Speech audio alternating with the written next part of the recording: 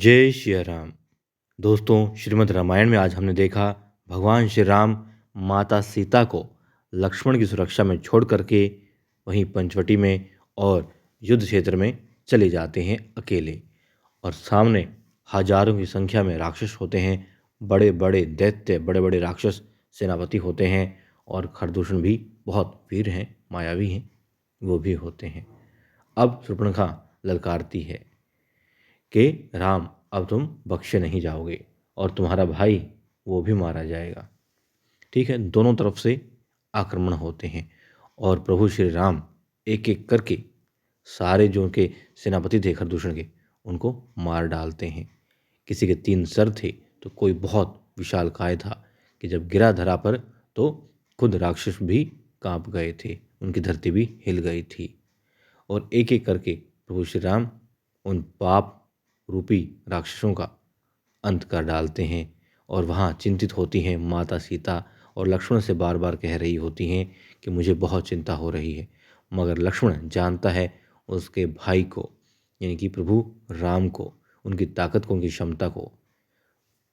और जो राक्षस हैं अब वो भी पहचानने लगे हैं, इसलिए वो लोग चिंतित होते हैं और लक्ष्मण आश्वस्त होता है।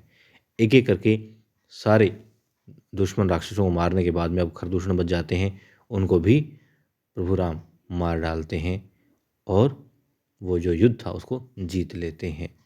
लेकिन लेकिन दोस्तों, अब यहाँ पर इतना काफ़ी नहीं था, क्योंकि बता देती है भगवान राम को ये शूर्पणखा कि वो राक्षसों के राजा बहुत मायावी ही नहीं, वीर भी है। रावण उसकी बहन है, इसलिए युद्ध का अंत मत समझना राम, ये तो शुरुआत भर है।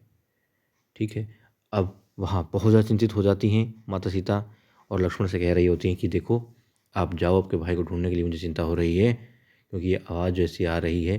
तो कहते हैं आप डरिए मत, ये तो शुरुआत है। वो भी यही कहते हैं कि धीरे धीरे हम सारे राक्षसों का अंत यहाँ पर कर देंगे। कहते यदि तुम नहीं देखने जाओगे तो मैं जाती हूँ। वो लक्ष्मण जो है उनकी भाभी माँ को भी रोकता है, तभी तुरंत प्रभु राम दिखाई देते हैं, वो आ रहे होते हैं। और माता सीता देखती है कि आप ठीक तो है ना? हाँ बिल्कुल ठीक है। फिर लक्ष्मण पूछता है कि भाई, युद्ध समाप्त हो गया? वो कहते नहीं।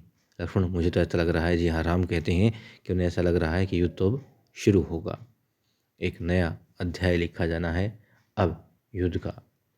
और वहाँ ये जो शूर्पणखा है दोस्तों, वो जाएगी अब उसके भाई रावण के पास में, किस तरीके से उसे बहकाएगी, उसे विवश करेगी माता सीता के हरण के लिए।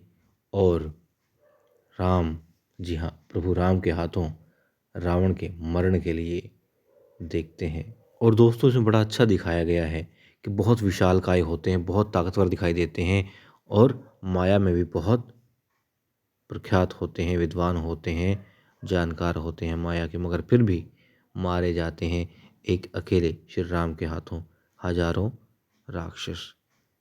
अभी इसी का प्रतीक है कि जो पाप होता है, जो अहंकार होता है, जो झूठ होता है, उसका अंत होना ही होता है, निश्चित होता है। इसलिए जितना हो सके इन चीज़ों से बचना चाहिए और सच का साथ सदैव सच्चे रहते हुए देना चाहिए।